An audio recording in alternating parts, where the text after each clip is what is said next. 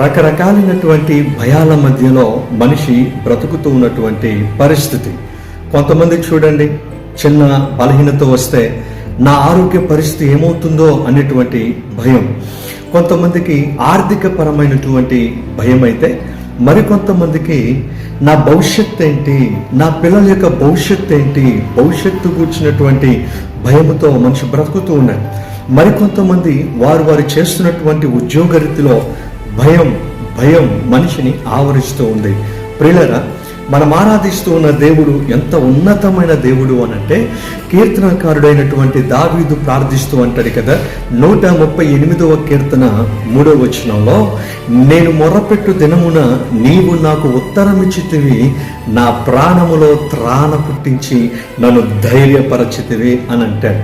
నిజమే, మనం దేవుని సన్నిధిలో ప్రార్థిస్తే, దేవుని సన్నిధిలో ఆయన మీద మనం ఆధారపడి బ్రతికితే మన హృదయంలో గొప్ప ధైర్యాన్ని నింపి గొప్పగా మనకు సహాయాన్ని అనుగ్రహిస్తాడు. God bless you.